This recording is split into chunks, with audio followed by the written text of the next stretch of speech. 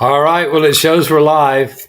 I could not find my coffee cup, so I had to get one out of the window and clean it up real quick because I wanted my coffee. Today I've stamped 1,000 bags today. How's Cafecito Coronado? How are you doing Yeah, today? I'm doing well, Ashley. How you doing, bud? Well, I don't have my glasses on, so I was trying to figure out what that said. Okay, man. I like the All word. good. I've always liked the word "cito." They use that all the time in Honduras. Yeah, yeah. My I one love of my it. farms is Finca Juancito because they used to Okay. call it. The first time my son Jonathan went to Honduras with me, he was 20 months old, and so they started calling him Juancito. And last year, somebody called him Bajidio calls him Jovenes, and a couple of people call him Juancito. And he's like, I'm 6'2", and he's built like he just works out 6 days a week, an hour a day. Uh, Uh, and so he's just built to the hilt, and I'm just shy of 6 foot, and so he's right at 6'2", and he's like, I don't want him calling me Hoviness anymore. I'm like, well, he's 4 foot. If you tell him not to, he'll probably quit. But no, that's a very I love the way that Honduras is. If you're, it's like abuelito. If you're it could be grandmother or it could just be somebody that's old. They use it both yep. ways. But if you're short, you're short. You're fat, you're fat. And you know there was this guy who used to work for me, Enrique, and he was a big dude, and most people were scared of him, but they call him Negrito. You wouldn't do that in California, or you wouldn't do that in the United States at all. No, not Uh, at all. he was black and they call him black, and some of them call him Negrito Grande. Say what it is. Yeah. But well, how's the coffee business going? Oh man, it's actually a huge blessing. Like from having an injury and not really able to work right now, but using this as an opportunity for my family has been amazing because I've been roasting over 4 years, but taking the leap uh, and to actually dive in with it, it's been a journey. And I'm really blessed to go through this with my wife because we're co-partners. We work and do it together, and it's so much fun. So much fun. Well, there's a lot of times we butt heads, but yesterday I roasted twice yesterday, and I roasted Monday. I think Monday I did over 400 pounds, and all totaled with yesterday, I think I hit 650 or something like that. And I don't know, maybe the health department's not looking. Well, they were here before. They saw my garbage cans. There's like six uh, garbage cans back there. Uh, uh, and then Full of chaff. Oh man. that's my concrete mixer for flavored. I was cranking pumpkin spice out. I throw it in 20 pounds at a time. I dump 6 ounces of pumpkin spice in there, and Yeah. my wife's like, "Are you sure you got enough?" Because my son is a manager at a place called P&M Pumpkin Ranch, and Oh, uh, cool. and they sell our coffee. And Okay. I'd probably say 65% is pumpkin spice. All I right. couldn't get any. They quit carrying pumpkin latte, but last year we had a pumpkin spice, pumpkin latte, and pumpkin surprise. And that's where I was almost out of both of them, so I dumped them together, and I threw about an ounce of Jamaica Me Crazy in there, and I printed up some, pumpkin surprise. But our bags are pretty Nice. simple. We use we use the craft style bags. These are like Yeah. little. These are like a sample bag, Yeah. uh, That's what we do too. and you've got the Yeah. boxes. Like my 16s are in that same box. I screwed up an order and ordered the craft style with a window by accident. It was like $40 to send it back or nothing to live with it. So I'm just rolling with it because I'm an easygoing guy like that. I didn't cuss at all. Uh, Hmm. unlike when Save On Bags, that was a nail in their coffin. The code for the box style with a valve is one letter different than the one that's the eco bag. And the eco bag, you have to turn your sealer down to 90 degrees. And Hmm. it's just this flimsy thing. It's hard to put a label on and without getting a wrinkle in it. And I hate them. And of course, I ordered 1,000 of them. And so that's been like a year and a half ago. No, Um, stick with the craft, man. and again, I could send them back, but it was like $40 a box to send them back. And Got you. I should have, because it was completely my fault. And so I just told my wife, if we're going to be a partnership, you're going to have to do the stuff that I keep screwing up. And so that's where we are.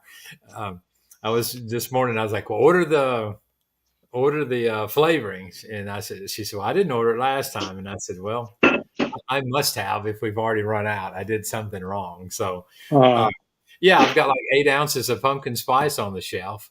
And I'm like, well, where's the thing of pumpkin spice? And so we figured out there's not one because I there isn't. ordered everything but that. And so today we ordered a bunch. This stuff has a shelf life of like 3 years. So Yeah. now, well, this new one is organic, or it's whatever you call it. It's made Oh, from cool. natural, and so it doesn't have the shelf life as it does when you put, that glucomonium bopatate. That stuff lasts 32 years. No, thank you. I'll But stay yeah, clear from that. there was. I mean, they got lots of stuff. It's Flavor Dynamics. I'm sure I haven't used them enough to like be recommending them, but Mhm. they have a lot of options that are natural. And so we quit doing a couple coffees, and it's slightly more. It's maybe $10-15 a gallon more for the organic stuff than it, or what they call the natural. I'm not sure what the difference is. You'd have to Google it, but I'm sure some Mhm. legal definition. Uh, and so we decided we'd order it. And there was one or two coffees we dropped because they didn't have it there. We dropped the vanilla because they didn't have a vanilla I liked. But Gotcha. do you do any flavored? No, we do not. I love roasting to different profiles. I will typically stick between a medium to medium dark roast, depending on what I'm brewing or how I brew the coffee.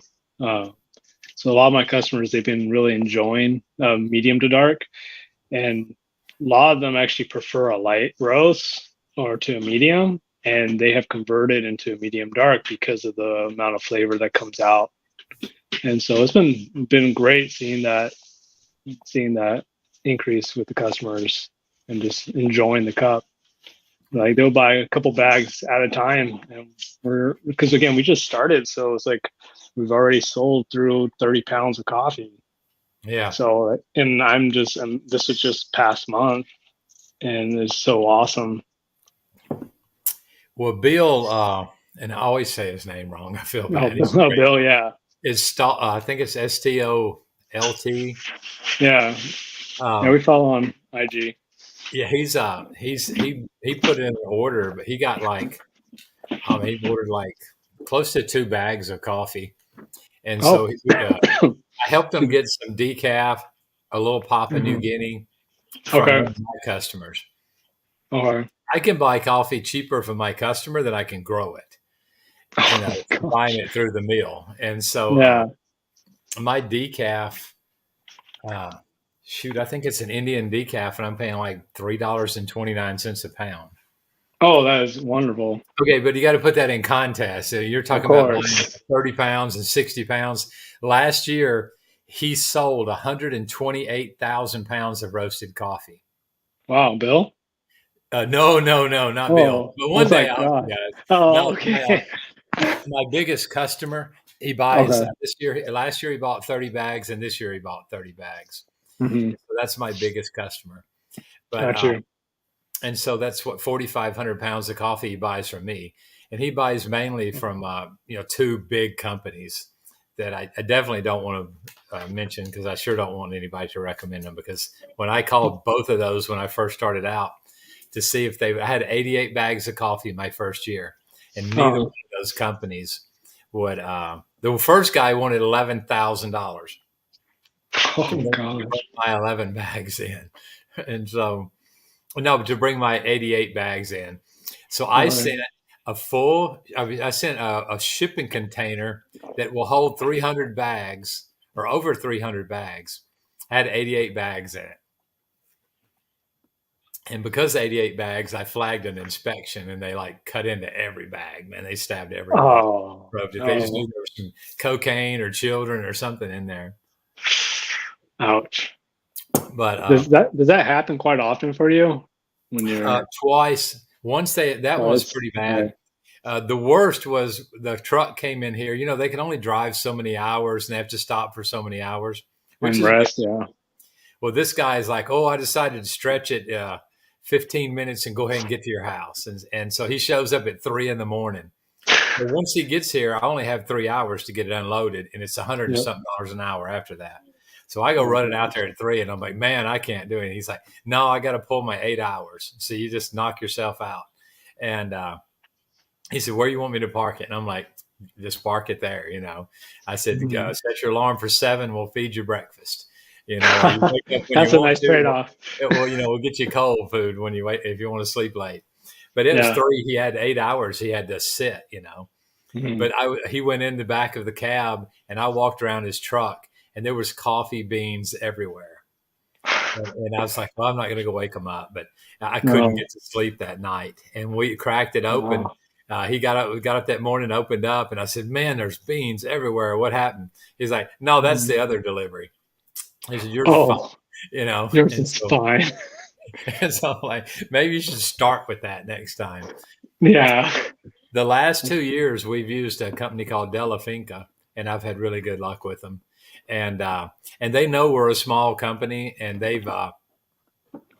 he charged me $500, and what he does is he puts it in his name, and he pays the taxes, and he handles all the different everything, Mhm. and he picks it up at my place in Honduras, and he schedules a really good appointment for when they're going to drop it off here. The trucker was 2 hours late this year, which cost me about $400, but because I had guys sitting here at $15 an hour waiting to unload it. But that's the only hiccup we've had, and I'm sure not going to Mhm. complain about that. No, it's 2 times out of the entire time you're running. That was great. Yeah, It still yeah, they lost stinks. my logos, and so I Mhm. didn't get my pretty bags this year. But other than that, that was sort of disappointing. But Gotcha. I usually have, I've got a nice logo, and I usually have the American flag a quarter of Mhm. an inch higher than the Honduran flag. They don't like doing that, but Yeah. and so the bags are pretty. They got a couple colors on them, and so I like them. And it's the bag I've had for a long time. This year it just says Legacy Farms Coffee, Yeah. uh, but no, it is what it is, and I got a lot of other things I'll get mad about before I get mad about that. So, but I'm going back in November. Whew. And I'm taking a couple of these bags with me, and I'll have another company print them the way I want to. Uh, and then that way, if I got some customers that want a bag, I can send them. But it's hard to ship the bags because a lot of times I had a guy the other day that asked for a bag, and he ordered 6 pounds of coffee. Oh, And do you guys do much shipping? no. So just right That's now, we have our Class A. Depending on the demand, because we'll go be starting working in farmers markets. Um, I just had to finish up a few things actually today with the city on permits. And so once we're dialed in on the food markets and just starts to see a higher demand, then we'll go ahead and get my Class B permit with the county, and then I can go ahead and develop the website and do shipping and stuff. But right now, I'm actually delivering at customers' homes, and that's been helping. They've been appreciating. So I'll do like local drop offs or surrounding cities, and that's been great. So well, if I go south to McPherson, there's a Walmart. If I go north to Newton, there's a Walmart. So uh, you can always do drop offs and hit Walmart. exactly. Yeah. Yeah. So yeah, I started doing a lot during COVID. Because Okay. we came here to die. They told us we were. Everybody was going to die, and so my wife sort of wanted to come here. She was worried if her mom got sick and died that she wouldn't be able to go to the funeral, which she wouldn't have been able to. Yeah. And so we came back, and my roaster was here, but it was sitting in a 70-year-old detached garage that hadn't been used since we built the attached garage. And I mean, never had doors put on it, where you pull the car in. I mean, it was just nothing, no insulation, very little wiring. And so I had some time, and I said, well, I'm just going to get the machine going. And so that's what I did. Luckily you could roll up at Lowe's and they would basically throw the lumber out the door, so you didn't catch the COVID. And Yeah. so I just started working on it. I didn't have anything else to do, and it's going to drive me crazy sitting in the house. And Yeah. so I just came over here and started working on it. And the health department had already been out once because somebody turned me in for roasting. And Okay. and so they'd already given me he called it a paperless walkthrough. Because here, I think it's like over $200 for them to come do the inspection. Yeah. But because he is here already, he did and he was a super nice guy. He did a paperless one. And so he told me, he gave me a list on a little yellow piece of paper, what all I would have to change if I wanted to roast coffee here. Yeah. So the super nice guy. And so I just started doing those things. And the hardest thing was the triple sink. I couldn't find the plumbing and all for it. And and he didn't know the regulations for what all, because it's a pretty small county. Exactly. It had to be plumbed and all. So I said, well, I'll plumb it like I do the house. And if y'all ever need me to change it, we'll just change it, And so nobody said anything. There's a new inspector now, and he's come back here and looked. And the only thing they got me on was there's two types of bleach. There's two different kinds of Clorox. Did not know that. But he just said, get it done and send me a copy of a picture of the receipt where you go buy the receipt to the bleach today. And so that's all I had to do. And which bleach did you end up getting? Well, it says sanitation on the back of it. It's still Clorox. It's still Clorox, yeah. It says sanitation on the back. Yeah. And so that's the one that we had to have. Good. So I sent him that because he said nowadays if that people can look you up on the internet. And if I look up that Coronado Coffee, forget what y'all call yourselves, but if it's Coronado Coffee, if y'all had an inspection and then the inspector had to come back in 10 days, you probably, there's a rat or something in a bag of coffee or something, And, I had somebody sent me a picture the other day of ground coffee, and there was a grub worm in it. And she said, well, this came out while I was grinding the coffee. I'm like, well, first of all, that's impossible. That's impossible, man. That's a big old fat boy. And, unless he was like living in there, which I don't know that anything really eats coffee. But I think it was in whatever the container was before, and it just worked its way to the top. Because there's no way you could put anything on a number 6 grind and it's going to come out, And so I sent her, I forgot how many bags of coffee, and I sent her a purse. My girls make purses out of the burlap sacks and sent her a purse. Oh. And she was happy enough, but I was like, man, oh yeah. And I've got pictures of it. I need to post them on my website. But it's a big fat grub worm in that in the ground coffee. And I said, was it whole bean? And she's like, yeah. And she showed me the, like where the filter was. She was holding it. She was grinding straight into her filter or something. And I said, well, of course, anything I say it would be in defense of me. So I didn't say, of course. But so I was saying like, less is always good. I just said, what do you want to do about it? And then I called she bought it from one of my customers. And they just bought like 50 pounds. And I said, if it'll make you feel better, pull 6 or 8 bags off, open them up, dump them out. And I said, then I'll replace them. But I said, I sure don't think we need to replace all 50 bags. And because they were all different, she orders like 3 of this one, 3 of this one, 6 of this one. And so they would have all been in different buckets. And nothing here sits for more than a week. Because when we get orders in the morning, we pull them off that shelf behind me, and that sort of keeps everything rotated. And then, and so and every once in a while, like today, I let it get really low. And then if there's like 6 or 8 bags on there, I'll pull them off, and that's what we can drink, or we'll just give them away, rather than ever having trouble out of it. And I hate to do that. I try to get them as low as I can, but I only keep one of everything up there. So that's good. But we're going to Yeah, switch over. it'll sell through that. So Yeah, we sell through it pretty quick. We're still yeah, selling, not selling what I need to be selling to like actually make a living, but gotcha. Yeah, we're heading in that direction.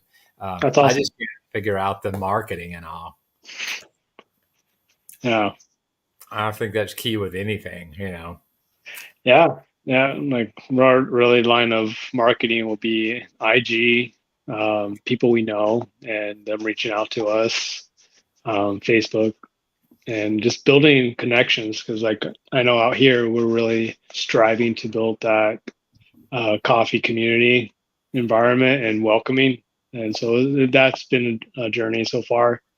And we're enjoying every minute of it, meeting a lot of new people, which has been fun.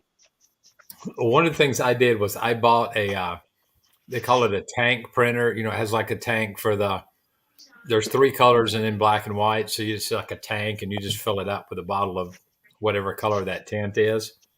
Mm-hmm. Man, that thing, I've had it over a year. I'm just now filling it up. I mean, it just lasts forever.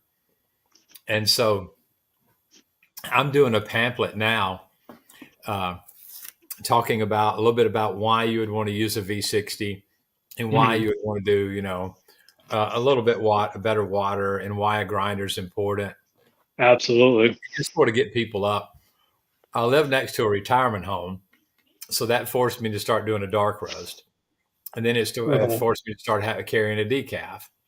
Yes. And so, and a lot of the guys on like the big roasters forums, they almost look down on you when you start talking about flavor in coffee. But man, I was selling stuff, and we hadn't been out to eating so long, it wasn't funny, And then somebody said, "Hey, do you sell pumpkin spice?" And I'm like, "No, but I will." No, I'll make my own pumpkin syrup. I made it like not too long ago, and that's what I use for my wife when I make lattes for her and stuff, or whoever comes over. I'm going to try to do a flavored coffee using the coffee cherry tea. You can Oh cook yeah. it and make a syrup out of it. Okay. And so I'm going to try doing that. I'm going to try experimenting because this year I did almost 500 pounds of coffee cherry tea this year. Oh wow! I have yours right here. I haven't tried it. It's been in my drawer for about a week and a half or so. The stuff lasts forever. Yeah, it smells great. The guy that taught me to make it said store it for a year and then put it online. And so we were cupping some that was 3 years old, 2 years old, 1 year old, and then some that like we just pulped. And the just pulped was horrible. It was just watery. But the stuff that was 1 year old was good. The 2 year old was better, and the 3 year old was the best. So I don't know exactly. There's not a lot of research on it. No. And it's not what I'm going to drink every morning, but it's definitely something unique, and it's got a lot of flexibility. I put a little bit of honey in mine sometimes. I brew it in a French press just so I don't have to worry about the cherries getting in there. Yeah. And I'll usually eat 1 teaspoon of the cherries, the brewed cherries, because they're real high in antioxidants and they taste a little bit like prunes. So no, it's just something different. Anything that I can do that's coffee related, I'm going to try to do it. So this year we started bringing back hammocks, machetes, the little brew methods that they use in Honduras. I call it my Honduran V60. But it's what you're going to find in every house, that you go to in Central America. I know. Yeah. Guatemala, Salvador, and you just see that it's just like a piece of cheesecloth, but it very resembles the V60. So I call it my Honduran V60 for lack of a better word. We sell quite a bit of them online. And we just got our cups in yesterday. So we got coffee cups again. So let me know on your next order, and I'll stick some in. Somebody ordered last night, and I told them I'd put coffee cups in. I forgot. Thanks. It's for sure to put in. I haven't been doing the orders for the last couple of days. I just got in on Sunday. I've been in Honduras. So my order is actually coming in tomorrow, which I'm super excited. Yeah, I got my notification today. coming in tomorrow. I'm like, yes, do I some more told roasting. I told them to put something extra in. I forgot what they put in, but Oh, and it just thank you, man. Appreciate it. no. I've got No, a couple of things. I haven't. Well, yeah, I did. Just yesterday, I roasted the new Perianema, and I forgot uh-huh. what the cupping notes were on the. We haven't tried it yet, and there's two or three of the best ones I haven't got to drink yet. But one of them is Dulce de Leche is one of the notes on it. Um, hmm the one of them today had grapefruit and hmm something else. There's some crazy flavors in there, and we I roasted the Paranema and it was delicious. And we tasted like a ground fruit. It was pomegranate or something, or like. yeah, Hmm. it was wonderful. Yeah, and right now, like I only have two more bags left actually to sell, and it's the Limperia and the Paranema. That's all I have left right now, and because they're selling through. But like that's what we tasted out of the Paranema, and we'll drink it out of either I'll pull a shot or I'll do my Chemex or Aeropress, even a French, to just to get different taste profiles because it is you get different textures out of all of it, which is cool. Well, when we first get the coffee and it's dried and aged, we hmm bring it into the cupping table and cup it. Then after that, I've got another cupping table, and it's got a couple of V60s, a couple of Chemex, a couple of French press, and then we run all the coffees through all of those just to Cool. see. That's But good. that's my next step. I've got a Florenzo or something like that espresso machine. I'm fixing to Okay. send it to Honduras, and we're going to start using that as part of them. But that full natural Limpera I have, I hmm really enjoy it as a just a straight espresso.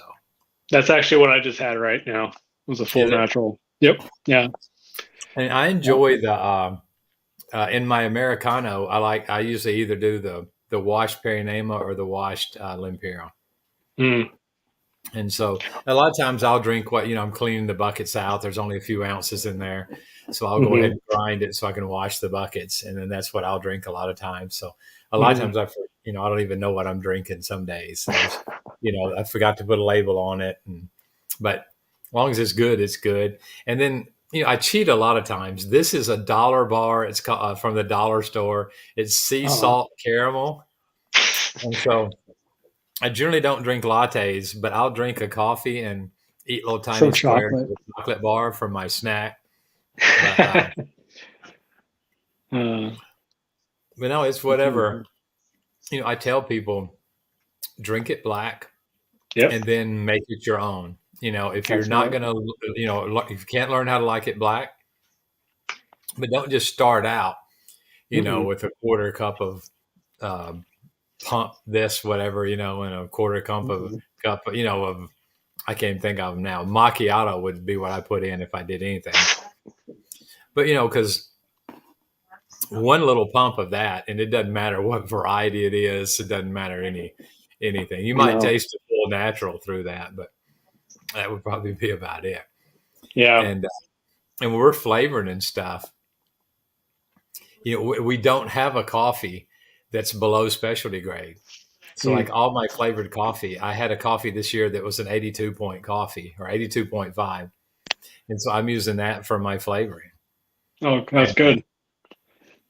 I hate to because still it's a good cup. It's still a good cup. Uh, but my customer has got a Brazil, and that's like $2 and a quarter a pound green. And so I'm going to buy. I go out every once in a while and I'll buy 15 pounds of 4 different coffees, just Okay. because all I roast is Honduran, Yeah. and I roast that decaf. But I really don't think it matters how good or bad you are at roasting when you get decaf in there, because Yeah. it's at one point it smells like meat, and so I'm like, I don't know. It just seems like it just always tastes okay. Uh, Yeah. I Kind of just don't. bland. I don't think that you can. I don't see how that I can spend all the time grooming that coffee on the patio, and every 20 minutes we're raking it one direction. So you'll rake the patio this way, and then you'll rake the patio this way, and then you rake the patio this way. Every time you change either 90 or 45 degrees from your last pattern. We want to make sure every bean. And then when they're done, they take a broom and walk around and sweep everything out of the corners into the middle. And then they Gosh. go with the big rake again, and they start. The rake is like 3 foot wide, and it's got like giant wooden teeth on it. And then that's on one corner. On the other corner, it's a flat paddle rake. So not only are we changing directions, we're changing designs every time we go. And so we spend a lot of time trying to get it to every day get drier. If once it hits below 20% humidity, every night we rake all that coffee up and take it into the bodega. And it takes a long time. 6 patios. It could be up to the beginning weight is 14, 15,000 pounds before it's pulped. And so you've got 6,000 pounds of coffee out there we're raking up. Of course, you have to keep the different lots separate, the different varieties separate, and so a lot of work goes into it. And then they take that coffee, dump it into a machine, hydrate it, push the caffeine out, dry it in a mechanical dryer, and ship it back to you. And it's supposed to be still specialty grade coffee. I don't know. And it can still carry the mark of specialty grade coffee. And a lot of times it's sold with the cupping notes, or the cupping score at least of what it was before it started out. So I don't know. But I would love to be able to afford the machines that I could decaffeinate it myself. And I've thought about next year maybe putting some feelers out to see if some guys wanted to go in partnership and start up a business. Because in my area, nobody decaffeinates coffee. Yeah. Most of the time, they just send it to Mexico because exporting to Mexico is pretty easy. I mean, you run across Guatemala and you're in Mexico. Yeah. And then from Mexico, they just bring it right into the States. So it doesn't add an incredible amount of money to the mix to have somebody, ship it down to Mexico and have them decaffeinate it. But I think if we were in Honduras, I'd keep the machine busy. But it's $50,000. Oh gosh.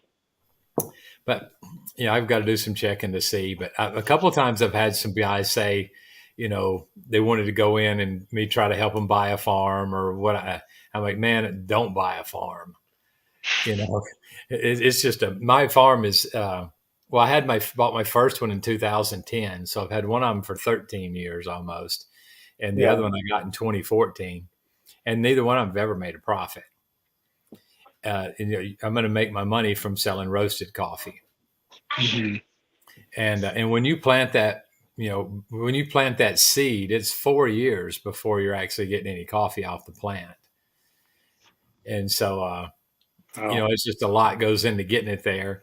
And then the market drops or this, that, and the other happens. If you seriously want to get into a profit-driven roastery business, you have to buy from the mill, cut the farmer out, and that's what happens most of the time. And that's part of what I'm speaking on this weekend. I'm going up to Chicago to Coffee Con. I know, man. That's so awesome, dude.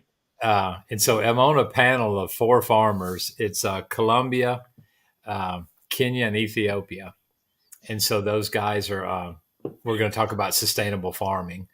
But I always try to carefully bring up how poor people don't export, which a lot of those guys don't like it when I say that because, they're here as little farmers trying to sell their coffee.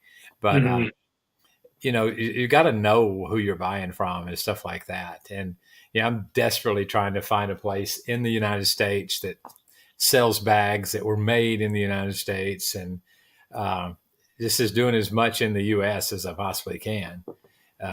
It's hard to do. I'm looking at these Chemexes I've got up here for sale. They're coming from Japan because nobody in the United States makes that, Ariel press. I don't know where that's made. Mine is actually an air press. And it came from China, and it was $7. Okay. Like, well, man, that's a good price. So I bought like 4 or 5 of them. But before you press it, the first thing you do when your water's boiling is I take a cupping cup, like we like we cup the coffee with, Yeah. and I fill that full of hot water, and I have to put the plunger in there because I have to get it to expand. Oh, Otherwise, the wow. tolerance isn't enough. You'll start pouring coffee, and it just runs right out until it gets hot and swells up. But Oh no. that's the only downside, you know. Uh, and so, but yeah, it was $7. But you some things you're just not going to be able to buy in the States, or No. you uh, and that's just part of it. But I try to do what I can. But Of course. um, and just buying local. A lot of these guys, there's a guy who really pushes buying local. He's a roastery, but I'm like, you could have bought local, but they wanted me to drop my price so much, and I Mm, said, well, I don't care what Royal has their coffee for. I can't compete with Royal because I'm no. not buying 7,000 containers a year. I've yet to Yeah. fill one container with my coffee, and so Wow. you can't compete with that. So, and we're just talking about one coffee from one region, that we're asking you to buy and pay a fair price for it. And like, well, that'd be great, but you're going to have to come down $2 a pound. And I was like, well, I told my wife because they'd ordered 9 bags. They ordered 9 the year before, and then they ordered 9 for the next season. Uh-huh. And then when it came time for me to deliver them, he started talking about my cupping scores and how they weren't what they were last year. And I'm like, well, 2 of them are better. The rest of them are the same. He's like, well, Yeah. the main thing is the pricing. And I'm like, well, let's just start there. And then then he finally said, well, I'll go ahead and take 1 bag. And I told my wife, I said, you may have to get a really big coffin because I'm going to die with that 1 bag of coffee before I sell it to them. You know, Yeah. of course, he wanted my full natural, which is the most expensive coffee. Mhm. Uh, and he got a deal because he was buying 9 bags. I didn't have to ship them. They're just over in Wichita. They were going to come pick them up. And Okay. and so he got a deal on a volume thing. And then Wow. he wanted to pick the one most expensive bag and still get that same price per pound. And I was like, man, I said, I'll let you know. And it probably wasn't very professional, but I No. still plan on letting them know one day. One So, day. One day. Like I know since you were bringing up the coffee con and with sustainability, like what are your main goal in sharing sustainability at CoffeeCon with the other regions? well, it seems like Coffee Con, and I haven't started researching it until Kevin asked me if I would come and talk. Oh, Uh, Coffee Con seems like, and he wrote like this book. I've seen it a bunch of places. uh-huh. Uh, and he's written a couple other ones that are like deep, books. Well, that was very interesting, and it got me to where I started. I started playing with my aerial press after reading that. They gave me a little guide to go by. But it seems like it's sort of halfway geared towards the roasters and halfway and towards the guy who's actually drinking the cup. So my main goal would be to talk to some of the roasters about how you can sort of make sure, or at least try to make sure where your coffee's coming from. And Yes. it's hard to do because I know, like my friend Herbert owns a mill in Honduras, and he sent 30 bags of coffee with me last year, and he sold those bags of coffee. The customer paid the shipping, so the customer paid me for bringing it to the States, and then he paid Herbert $3 a pound for the coffee. Wow. And Herbert was so tickled that he hugged me. That's the first time we've ever had contact other than a handshake. And from that one sale, he made enough profit that he just installed a $125,000 laser selector, and he's got a goal of shipping 5 full containers this year Wow. because he's buying coffee at $34 below commodity grade. And I don't know if you've heard my story before. If I only have so much patio and so many drying houses. So if we pick more than that, I have to take it and sell it. Take it to Well, the mill. yeah, take it to the mill Yeah. and sell it for Yeah. whatever they're offering. And Yeah, I so remember that one. I pulled in the mill that day, and there was a little guy, literally Juan Valdez's distant cousin. But he had 3 bags of coffee on the back of a burro, and it was yellow Bourbon, and it was beautiful coffee. Mm. And I told that girl, I said, I hate to see that coffee, go in because the guy before him, it was twigs, leaves. They just stripped it. They just strip picked it. It was his last cut. And so I Yeah. said, I hate to see all that going, beautiful coffee going with that. And he's like, well, no, come over here. So she took me over there and I looked, and there's 3 screws going 3 different directions. And she's like, no, his coffee went in the center. Says your coffee goes to the left and the other guy's coffee goes to the right. And I said, why is that? And she said, well, your coffee is like an 84 to an 86 every year. This other guy's coffee is 86 to 88 every year. And I said, well, you shouldn't know my cupping scores. And she said, no, I know my cupping scores because she Uh, buys my coffee. And then she sent uh, it off and had it cupped. And when she found out it was, mid-level plus specialty grade coffee, and then little Juan Valdez Cito, they found out he was pulling some 88s out, then they don't pay us anymore for the coffee. Herbert now um, pays me a little bit more because he knows it's going to be clean. It's already been floated. So he's going to be getting really good coffee. And so, but he pays me a little bit more, but not a lot. But still, I mean, 10, 20,000 pounds of coffee, it makes a difference.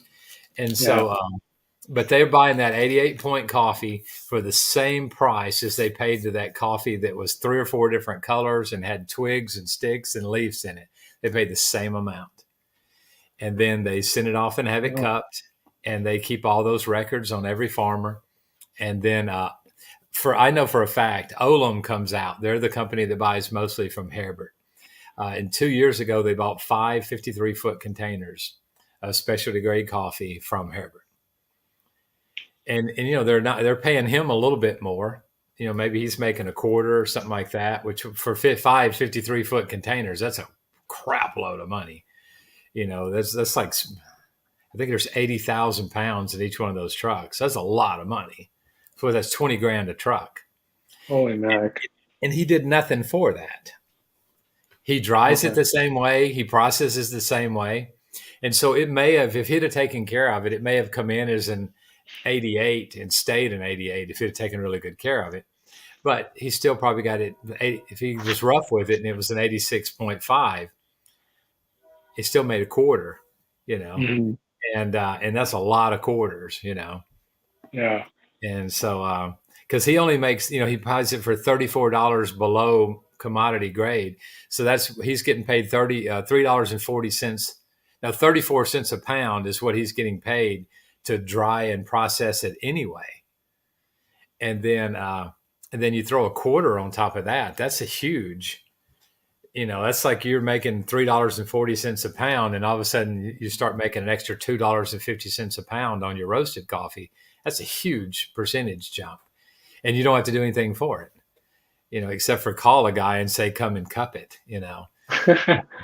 And so, yeah, I got to stay one day. A guy came on a motorcycle, and he had one of those Genie Cafe roasters. Okay. And so we sat there all day. They had a couple of extension cords drug out there, and there was these white folding tables for 100 feet. And he just went from one to the next to the next to the next and roasted all those samples. And then he came back the next day and cupped them. And then he made offers as he cupped. He made offers on the coffee. Oh, cool. And so then Herbert could come down and look at each offer, and he'd accept, the ones he wanted to. Some of them were close, didn't negotiate it out. And then Bob's your uncle. There you go. That's the way to make money. It ain't from having a coffee farm. But man, I love my coffee farm. I went and spent a week Yeah. on it last week, and I've been gone for 3 months. And other than COVID, that's the longest I've been off the farm in 9 years. And so I was getting Wow. withdrawals, and my stupid security cameras quit working. Oh no. And so I couldn't watch because I've got one camera that's not even a security camera. I just spun it around. It just points out in the farm. Just so I can see the sun come up, and I can just watch the mountains every once in a while. Oh, wonderful. And come to find out, it's my VPN was turned on. Okay. And with the VPN turned on, you can't see anything, or it doesn't work. So I don't know if you can see, but that right there is just uh, Oh, cool. the little building is my house. Okay. And on the far left, that's the cupping lab. And I can see it more now. I'm tone blind, but I used the wrong color paint when I was painting the metal doors. And I didn't Uh-huh. realize I'd changed colors until after we were done. But I can tell there's two different color reds now, but I couldn't that day. So Yeah, they I might, see like more of like a maroon and like a yeah, bright red. apparently, yeah. That's what I saw right now. But yeah, a That's lot of times I funny. just sit and watch it, and I'm gonna get I've got this one has the option. You got to upgrade it somehow to where you can talk, and so I want to get it to where I can talk to my dog. She just Oh walks yeah. around there, and I'd like to be able to talk to her. Um, she went blind last year, but man, she Oh knows the no. farm like the back of her hand. Eli went and I went in camping, and we'd already got this tent set up, and it was starting to rain a little bit. So then I put up a big piece of plastic over the tent and got the fire going like crazy. Just got in the tent, and I heard something. And we got mountain lions, big Yeah, freaking mountain lions out there. So I was I like, believe well, it. just get in the center of the tent, and so you Hmm. face this way with one pistol and I'll face the other way. As if he starts trying to come in, we'll shoot him. Otherwise, we'll just let him pass. And the next thing I know, I saw the dog's snout, coming in, blind as a bat. She made her way all the way out there to us. Oh, how And cool. yeah, and just at that point, you got a wet, stinky dog that you pretty much have to let in. Of Um, course. but as soon as Stink it of the quit tent. raining, we got out and fire was still going, and we just spent a couple days out there farting around. I'll go back to the house during the day. And we come back at 3 when the workers leave, but no, I just enjoy it. We got 2 or 3 little places we camp out there. Uh, and about 4 years ago, I built an apartment, and so we have visitors come out and they stay in the apartment. And right now, Mhm. I'm building a children's classroom. That's what I went up for. Yeah, it's coming along really nicely. It is Super the first awesome. contractor and I didn't see eye to eye on account of he wanted to do what he wanted to do, and I wanted him to do what I wanted him to do. And so Gotcha. I went up there, and we had a group that said we're going to come and do a 1 day dental clinic and a 1 day medical clinic. But we got a guys that want to work on the classroom, and so if you don't have the footing done, we're not going to come up there. I'm like, well, crap, Gotcha. man, you Yeah. suck. And so I flew up there just for that, and got the footing dug. And I told my guys, we ordered 250 blocks today, so they'll do the first couple levels. And uh, they may not lay many blocks when they get there, but the dental clinic will see 100 patients, and Oh, that's awesome. that's a huge thing. And we always see 100 to 120 in the medical clinic. How many times throughout the year is that? Is it twice or We once a try to do it year? twice, but this is the first Okay. year we've only done one clinic, a dental clinic. Uh-huh. And so in November, I'm going to get certified to clean teeth and to give the pregnancy shots you give. I'm going to Uh-huh. get certified to do that. Uh, but I'm looking right now for some dentists that want to support the clinic. And then, like 3 days a month, like every 10 days, we do cleanings because you can clean a lot of kids' teeth really fast. It's like Oh 15 yeah. minutes a kid. And do Yeah, that it's quick. cleaning, that good cleaning that you get at the dentist where your mouth actually feels good for a day. Oh And yeah. we're going Squeaky to do, clean. yeah, do the squeaky clean. Uh, and that's like in materials, it's like $2.50, you know, Uh-huh. a kid, and that's cheap enough. And so if we could Okay. get a dentist is, going to let me know what their price is, but they're going to be maybe 125 a day for a dentist, and we could probably do 200 cleanings in a day. But if you do cleanings on enough kids once a month, you're going to cut the Mhm. cavities down to near nothing. And so that's sort of the goal. And once I get that, I want to start using this kid's classroom for like a birthing center. I sort of Okay. designed it where it's got a little kitchenette in it and stuff. And I'd love to be able. I've got an autoclave this year, and so where we can sterilize stuff for the dental clinic. And I don't think it'd take that much. I've been to the birthing centers that they have. Uh, Mhm. I'd love to be able to start doing a birthing center. Um, That'll be just awesome. Like to- I know my boys, we did our at the midwife's clinic over here in our town, and they were yeah, born and raised in our town, and it was wonderful. Both of them. Yeah. yeah. And I mean, there's these women know everything to do, Yeah. and if you do ultrasounds and stuff, you generally know if Yep. there's a problem ahead of time. And, Absolutely. and so, But you can buy used ultrasounds from a vet clinic, for 500, $700. You can get a good ultrasound machine. There you go. That'll do the trick way better than the care that they're getting now. It might not be to U.S. standards, but to let you know if it's going to be breech or something like that, it could tell that, and maybe spot it if it's a boy every once in a while. But they don't seem to care that much about that. They're happy either way. But it seems like I like to do things that don't cost a lot of money. No, of course. So the building we're $20,000. We're being done with all the construction. And so after that, it wouldn't take much to convert that. Get a couple of those beds with the little stirrup things on them, and you can get some tubs too if you want. Or get some rope, and you can get a birthing ball. Help bounce them around. Get a rebozo, shaking the baby out, and just getting in position. Yeah, I need to. I need to talk to you about that some, because I know the water birth is a lot less traumatic. It is. It just freaks people out. The baby's already in a pool of liquid. It's already a pool, man. And so for him, it's just not a big. He doesn't know the difference, But I've heard that it's a lot less traumatic and stuff like that. It would be whether the people would accept it more so than anything. But I know that there's so many midwife births anyway, and it's not a midwife; it's just a lady who already had 6 kids and she knows what to do. That's be the equivalent of midwife in Honduras.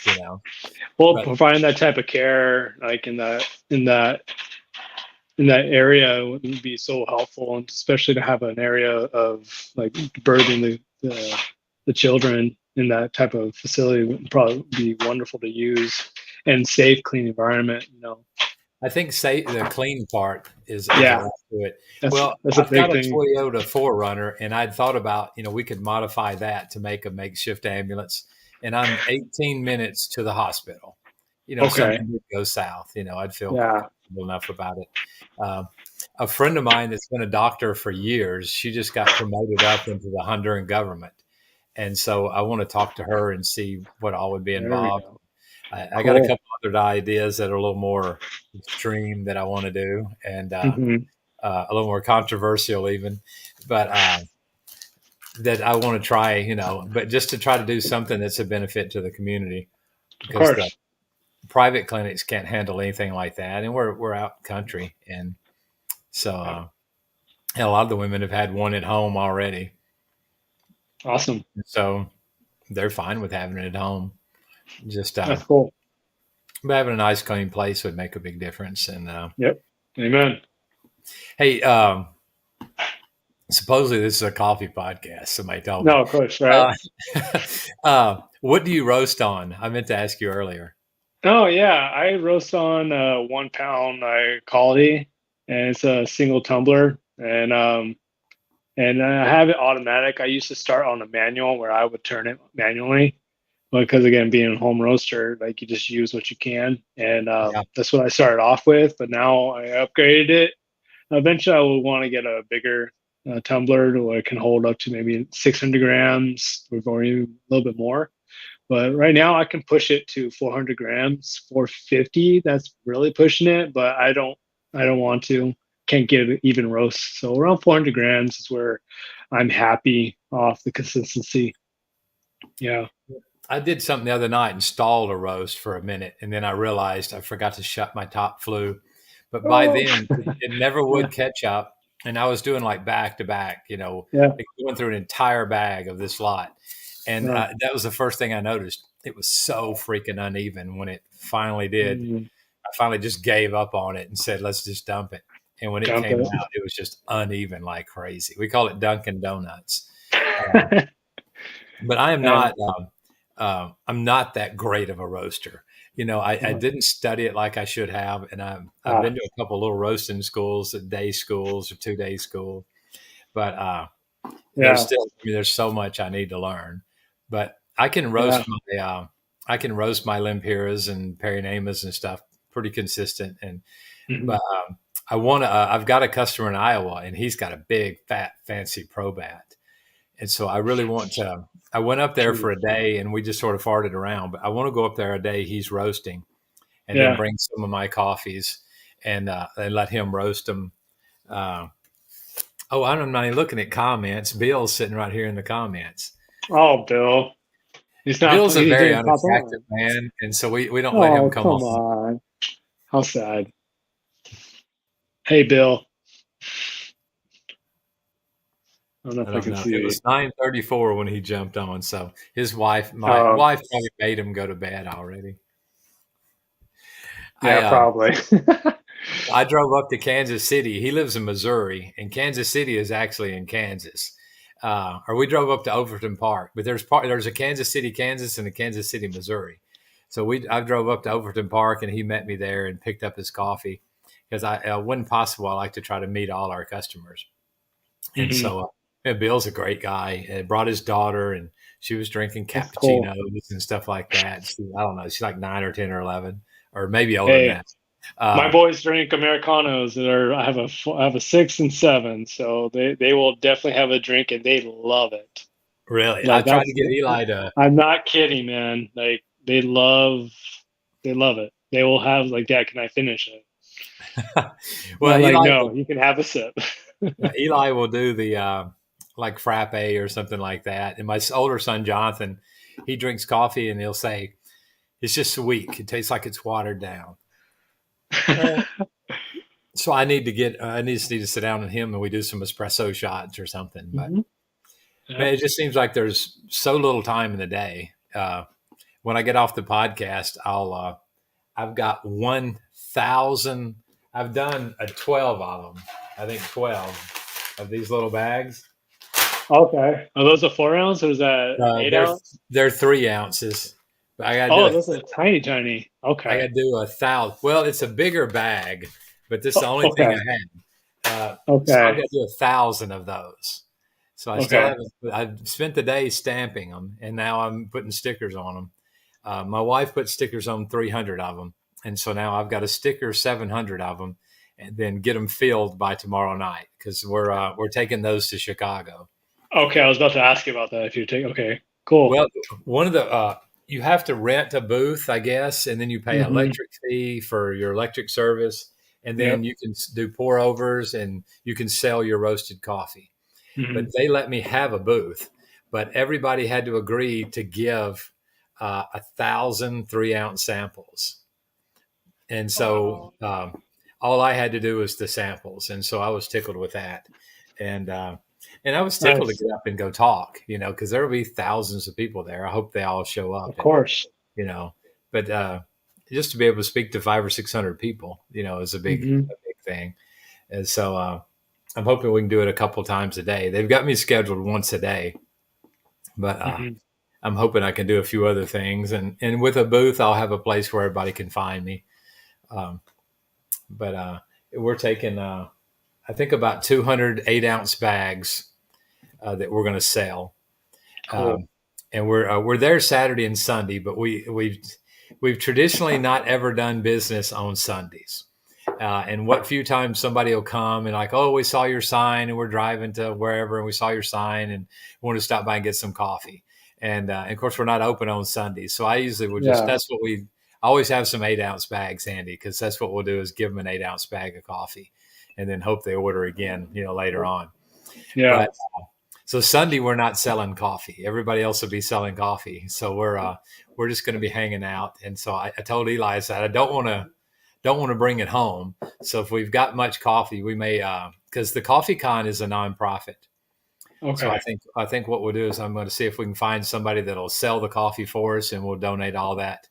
If Coffee Con has their own scanning or whatever you call it, Square or Hmm. something, just let them Yeah. sell the coffee, and we'll donate it to them. So we're really going to push to sell as much as possible on Saturday, and that'll be great because then Sunday I'll get to roam around, you know, Yeah. and Have your own time. yeah, and have our own time. And since we stopped, Eli is 12 or 13 now, but well, he got baptized and he started learning his own things. And he was like, if you're not supposed to work on Sunday, uh, then if we go out to eat every Sunday, we're making somebody else work. That's And right. like that makes sense. And so we try to do our shopping on Saturdays, and we'll go out to eat during the week instead. And Sunday you just sort of stay home. And so Yeah. it's been nicer than I thought because I was dreading it at first, because Of that's when I'm course. like, well, yesterday I ran out of stuff, so today Sunday I'm gonna go to Walmart and then I'll go do this, and but I'll come out here and hang around a little bit just for peace and quiet. Yeah, just Hmm. because nobody comes out the roastery, they're afraid I'll make them stamp a bag or, something like that. And so, You put them to work, right? yeah, I'll put them to work. So they've been out here since like 3 o'clock, and they went in when the Oh, podcast started. So I got a good 5 hours out of them today. So good. they're they've got a homeschool thing they're doing tomorrow. So, but Nice. I think I can get 1,000 bags filled tomorrow and get the truck loaded, and then Nice. we're leaving at 4 o'clock Friday morning, driving up. It's 12-hour drive, Oh man, and so you you can could do probably it. make it quicker. But we see something interesting, we'll stop. You know, but it's just we want to get up there, and you have to be there. The setup is between 3 and 6 at Coffee Con, so we want to get set up and then find where our hotel is and get there, and then I think we're supposed to be there at like 8 o'clock on Saturday morning, and then they open the gates at 9. So it ought to be a fun day. I'm supposed to do. Kevin Sennett is going to do a podcast with me, so Cool. I'm trying to work on whatever questions to ask him, and I'm writing a book, and Okay. he's written a couple, and so I'm hoping to. If I live long enough, I've got 3 books, and so I'm hoping that I can get like really started. I've just marked out Mhm. my chapters, um, so I just need some ideas on exactly how people write a book, uh, Yeah. and so and he's obviously been published or self-published or something like that. So he said Sunday they asked if I could hang out for a while Sunday after they closed up, and so I'm hoping I can get some good pointers. Ideas. Yeah, Good. but I How think exciting. it seems like an interesting book, even if I do say so myself. Uh, and I've been reading, and I've got some pretty interesting stories. Last week's podcast, I went into my when I was in the federal prison in Honduras. Uh, Okay. I went in with my friend Samuel, and we were delivering Bibles. He was the preacher there. So we go into this prison, and there was a lot of people there. And so they put us in this room off to the side and said, wait here. And and so I go in, and my Spanish, and you almost know Spanish. This was in like 99 or 2000. And Okay. so Samuel says, well, because they're white, they don't trust you. And I'm like, okay, well, what are we going to do? He said, well, they're going to do a strip search. He said, the only way we can really do this is you face this way and I face this way. Okay. Yeah. And Oh man. And so I had my pants down, my shoes were untied, and I'd had my pants down, and the guard walked in, and the expression on his face was priceless. And then I heard Samuel he just fell on the floor laughing. And they just Ah, told us to wait until they could find a guard to take us where we were going. And he walked in, and he's like, well, I don't know what that white boy what kind of prison he thinks this is. But I mean, it was oh awful. man. But Oh, that's horrible. But as soon as I got my pants up, it was funnier. But it was there Yeah. was a couple of very awkward seconds there, and there was no way I could explain to the guy. And I Oh knew good gosh, and no. well if Samuel told him anything, it'd be a lie and make it worse. So I just like let's just go, man. I don't want to look at this guy any longer than I have to, and I'm never coming back to this place. But Um, he's an awful person, man. Uh, he was supposed to come over the house last week. It didn't work out. But mhm. he's a hilarious guy. He's a preacher, obviously. If he's preaching in the prison, you got to be Yeah, pretty serious about to go to the federal prison. of course. But no, I hope I can get my book out my goal is by Coffee Con next year. And so if I could do Okay. that and ask him if maybe I could debut my book there, Mm, and that's a good goal. I think he's wanting to do a second Coffee Con next year, like maybe New York or something, but I'm not 100% sure about that. Mm, I talked to somebody and they said they thought that he used to do 2 or something, but I know COVID, they had to do a virtual Coffee Con, with COVID, but yeah. as long as we don't get another big fat COVID, maybe he'll get rolling again and get Yeah. everything going. But I mean, he's expecting a couple thousand people. Uh, so I think it'll be fun. Chemex is going to be there. Hario's there. AeroPress is there. They've got Fun. their booth set up. And so I need a couple plungers for my air presses. I'm hoping they fit. I'm hoping they're the same. Maybe. I Yeah, popped they're one a off. I'm little going to bring bigger. it with me. Yeah, Um, I was gonna say just take it with you and then just check. but no, Um, I think it's going to be interesting. And if I get to take Sunday off, it'll be doubly so. yeah, And then I think we wrap everything up at 5 on Sunday. And so then Eli and I will get to hang out for a while. And hopefully the get some hotel's rest. got a pool. Yeah, I get some rest before I drive back on Monday. That's Uh, right. but that's one of the blessings of homeschool. I just have to get mama's permission. If she says we can take Of off, then we can course. take off. So, Yeah, we homeschool our boys. So like they're off this Friday and we'll be going hiking with the homeschool group. I'll be taking them up there in the mountains for a hike. And that's gonna be a good day. But now yeah. do you do coffee in the mountains? Actually, yeah, I do. I actually will take my jet boiler or my coffee and I'll just take my grinder, my manual grinder Yeah. and do it there. Yeah. Boil it up. I Cool. usually use my AeroPress because it's Yeah. compact. It's just easier to work with. Yeah. That's Nothing's my gonna go to. break. Yeah, Yeah. nothing's gonna break. So Well, I'll yeah. get you an air press. No, I bought like 4 or 5 or 6 of them, and Yeah. they work great. When they were Okay. fresh and new, I guess. But this one I've got the little plungers messed up on it. But Okay. right after that, I said, I'm going to start carrying these things online, and Yeah. they were shut down. The site was gone. It was off of my Gotcha. history on eBay, and so AeroPress must have, because it's a direct copy. They didn't even Yeah. try to change anything. It's exactly like an AeroPress. They just left the O off of it. You Oh, know, how sad. so it was horrible, blatant, patent infringement. But so I said, well, I'm not going to sell them. I'll just give them away. But Yeah. no, I enjoy learning the new stuff. I had a siphon one time, and I hated that thing. Oh, I really? Every cup Oh, of coffee was bad. I gave it to a oh friend man. that he was starting. I had a nice one, man. It was beautiful. He was starting a coffee shop, and I'm like, just take it. He let me go to barista school with his baristas. Uh, So he hired. They call him the maestro.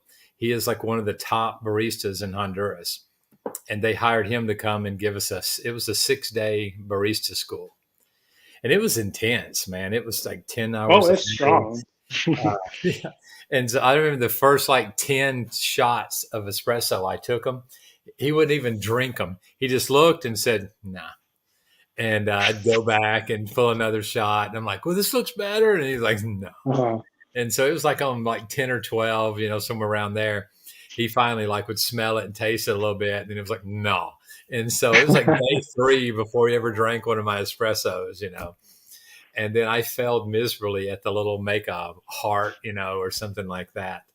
I just Mhm. suck at the foaming and all that. So, but I just never, I tried the siphon a few times. So I probably That's gave up. what we. Really. That's what my wife and I had actually at our wedding. So Really? like, yeah, I knew the pastor out in Japan in Okinawa because my brother was a missionary out there, and he blessed us by doing that for our wedding day, and at the it was wonderful. Like a lot of people love the coffee. He had 3 setup siphons, and Really? he's just cranking them out all like for 300 people. Us Man, Hispanics, man. Yeah, us Hispanics had a lot of people at the wedding. So yeah, so it's a beautiful method. I mean, I oh yeah, the love siphon is it, awesome. Yeah.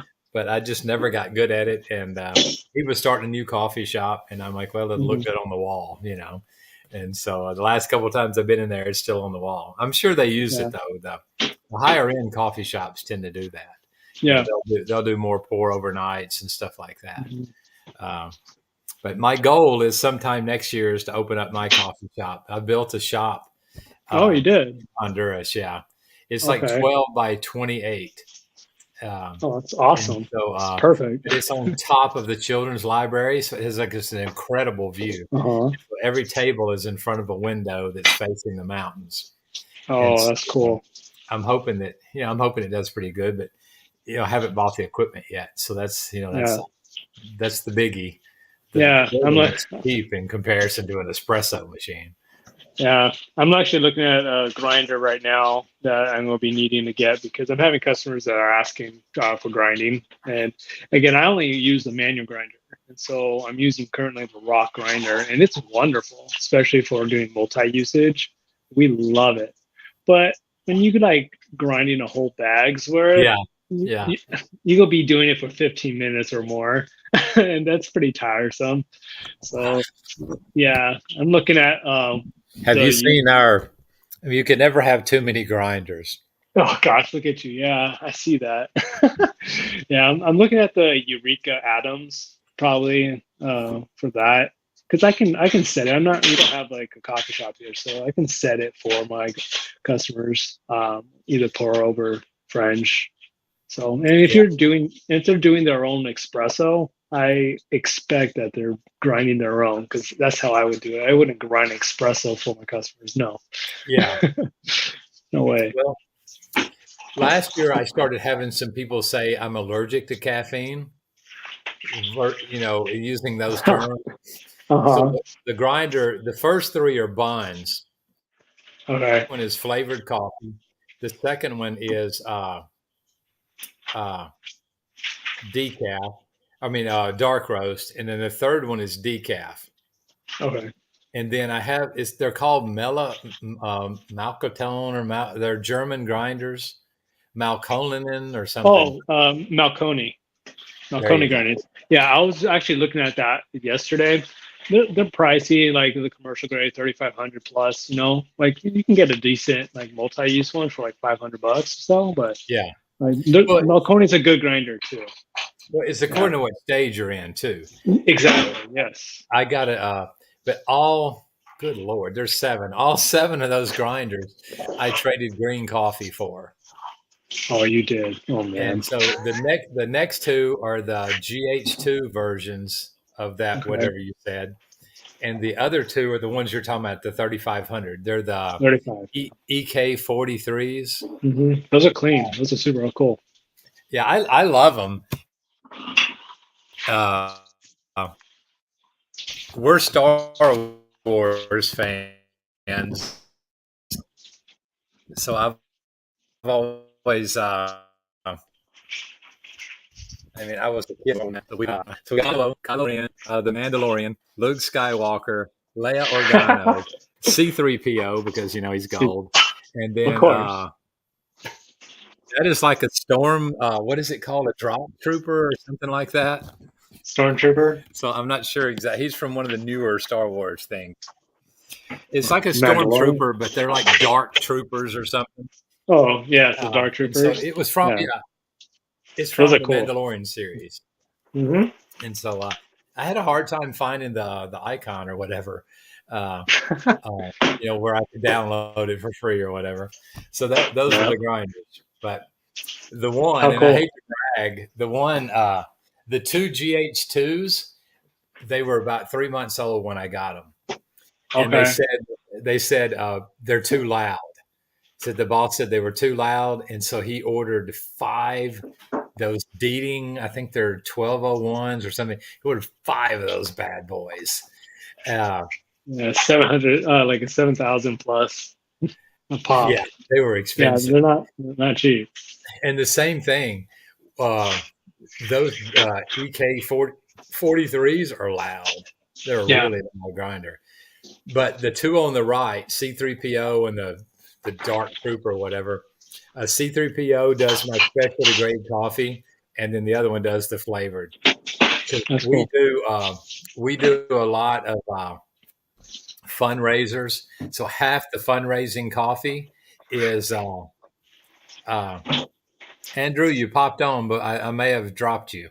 Half the fundraising coffee is always caramel rum crunch or pumpkin Hmm. spice or something like that. Andrew, if you want to try to come on again, I think I might have hit the wrong button. I forget it's a touch screen sometimes. So that's what I ended up. But I went down into their basement and he had just pallets. And the guy said, Bob has never sold a grinder. When he quits using them, he puts them down here. And so, man, I told my wife, I said, I'm going to Bob's I need another grinder. And I was looking for a Bond GH2 and I go down there and it's like freaking Christmas. Oh And man, that's cool. so, it is always nice to have an extra one, but, Yeah. I just now put in the decaf grinder. I used to do dark roast and decaf on the same grinder. And then I said, well, I've got an extra one. And so I put it in there. But Awesome. yeah, I've never had a lot of trouble out of grinders. Yeah. Other than last year when I was in Honduras, somebody put a pound of green coffee in and tried to grind it. I'm not sure how that all came about. But, so Leah Organa doesn't grind as fast as she used to. It how hurt her. sad. But I could do 30 pounds in 9 minutes with those 43. Oh, I believe it. And they're very consistent, Now the black one, I haven't got it calibrated. I need to really take it apart because they said this one's just parts. We're selling it for just parts. And it runs. So I don't know. I'm not, I've got to grind with it a little bit more. But when you're doing the flavored coffee, the people are so not particular, about the grind. Uh-huh. So I haven't been in a big hurry. But I need to take it apart. I haven't because I've never taken that particular model apart. Gotcha. But they'd recommend like cleaning it like once a month. Or yeah, you could do once a week if you're like constantly, but once a month for maintenance cleaning. Really? Yeah. I'll make a note of that. Just a heads up.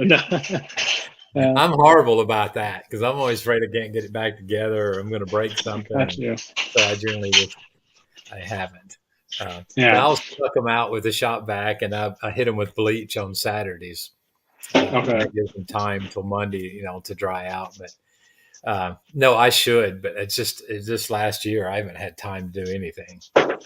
But no, I should do better maintenance. And my poor old roaster back there, I've got to take it apart when I get back from this trip and spend a couple of days just checking belts because it's making a funny noise now. And it's back in this side of the building and on that side of the building. The other night it was vibrating so bad the clock fell off the wall. And but it stops and then I ignored it, So something's getting ready to fail pretty soon. But I just have to get on it, I guess. Well, man, I told my wife I was going to do a 10-minute podcast tonight. I'm sorry, dude. No, I enjoy it when. Well, it's wonderful talking to you, man. No, there's some people watching and everything. I got Oh, really? And yeah, I'm not sure who it is. And Andrew popped on, but then I think I disconnected him. And then hi, Andrew. So, but, yeah. No, I was just mainly was going to give an update on going to Coffee Con. I've been excited about that, and yeah, well, we're excited for you. So, are you in Florida or California? We're in Cali, man, California. Yeah, Southern California. A lot of stuff to do there. Now, have you been to a coffee farm in California? No, I know there's one down in San Diego that I would eventually like to check out. But then anywhere else is going to be up north for us. So, personally, no, we haven't. Well, I've gone to California twice to learn beekeeping. I went up to 2 weeks, 2 different times, because I wanted to incorporate that into some of my mission stuff in Honduras. But the dang bees are so aggressive; they're all Africanized in Honduras. One of our followers, and we buy honey from them because I will make a fawn latte for my wife, and like they have their own hives and beekeeping. Oh, yeah. And he got all like stung around his eye and face. It felt bad for the guy. So, yeah, it's pretty gruesome, pretty brutal. Well, when I went, I was allergic to bees, and after the second time I went, I haven't been allergic since then. Okay. I used to always carry an EpiPen, and I got stung one time by some bumblebees, and my eyes swelled shut, and the glands under my armpit started swelling up, and so I had an EpiPen all the time, and even they duct taped it onto my bee suit when I was out there. But Mhm. after the second time, I got stung so much, just little stings that, and I haven't had problems with it. That's been 20 years ago. I've been Wow. stung numerous times since then, and I quit being allergic, I guess. But this guy was in Escondido, and he had 50,000 colonies. So he was a huge beekeeper, and That's they huge. made their money from pollinating. But they That's had cool. these giant, 4, 5, 6,000 pound vats or gallon vats where they, kept the bees, and different grade of honey was in, each one. And every Mhm. night we'd get up at midnight and you'd go out and you'd lock the doors shut on the beehives. The next morning you'd come out at 8, and then you start moving them to another field. And uh, yeah, it was interesting. I did 2 weeks, 2 different times, and my wife, we knew about it because my wife had a summer job out there when she was in college with the girl, Okay. to college with the girl, and that girl's dad owned the bee farms, and so yeah, it's been really interesting to learn about the bees. And then I kept bees. The second trip I drove out there, and I brought a bunch of hives back with me from California to Kansas. What? And so Wow. yeah, it was quite a drive, yeah. But they gave me a bunch of beehives, Okay. and so then I started keeping bees here for a while until I moved to Tennessee. Um, Okay. but no, it's interesting learning about different things, and a Hmm. lot of the farmers there have bees, but the bees don't really help the coffee that much. But No. uh, everything else around, I'm sure the bananas and all the other stuff benefits from it. The orange trees, especially. We've got a lot of Mm. orange trees, lemon trees on the farm. We've got avocados. I've got 2,500 banana clusters. I saw that. The So we got a beauty. lot of bananas. Yeah. Hmm. I love bananas. Same. But bananas and eggs. This last time I was up there, I ate about probably 50 bananas. I was there for 7 days, and I ate 3 pounds of hamburger meat and 30 eggs. Oh So gosh. that's just an easy meal to cook. So Of course. go out there, and I've got some little funny looking little chickens. I forget what the name, but they lay little bitty eggs. So some of them are just little bitty old eggs, and some of them are regular size. So it's You get fun a to go out mix. there, get your own eggs and all that. Yeah. Well, man, I'm gonna wrap her up, and I think Yeah, I'm just man. gonna go to bed, and I got to be at Home Depot at 6 and pick up some stuff there. So, Well, it was but a huge pleasure, Ashley. Yeah, thank you no, again, man. I enjoy it. Here in 2 weeks, we're going to try to do a more of an organized home roaster, and I've expanded my thing to where there can be 10 people on screen. Cool. I'm going to do like an email out to all the home roasters, and we'll see if we can do like a 2 hour podcast where everybody can get on there and talk. And then later Yeah. on in the year, I want to do one where somebody's actually roasting, and we try to do something like that. But Yeah, that'd be I'm cool. hoping Sunday night, I'm going to try to post the podcast with Kevin, and we're going to do a bunch of live little short podcasts while we're there at the different Good, events good. and see what we can do. Maybe he'll have one in California next year Yeah, that'd be awesome. Oh, that'd and be debut my awesome book to in go Cali. in California. I hope you guys can make it out here. Yeah. Yeah. Well, no, I'll Yeah, get on a man. plane and go most anywhere. So, Oh man, that'd be cool. all right, man. Well, I appreciate it. Yeah. Yeah, no We'll talk problem. to you again soon, but jump on anytime. And Yeah, I will do. I was you're able, always free tonight, so I was like, I'll go ahead and jump on tonight. all right. Well, man, I appreciate it. We'll talk to you Yeah. again soon. Yeah. Take it easy, Ash. All right. You too. Good night. Good night, man. All right, that's podcast actually 35. We wanted to talk about the Kevin Sinnott, the art and craft of coffee. There it is. And Kevin wrote that book. He has also started a big coffee festival called Coffee Con. They've invited us to come out next Saturday and Sunday, and we'll be talking some. We'll be selling some coffee. So anybody that's near Waynesville, Indiana, the Chicago area, come out and see us. And I've been doing coffee all day, so I am fixing to head to bed. Thanks, guys, for watching. The guys that are still on air, if y'all got any messages or something, I'll answer them before I go to bed. Richard, have a good night. Bill, have a good night. Everybody else online, have a good night. We'll talk to you again soon. Thanks.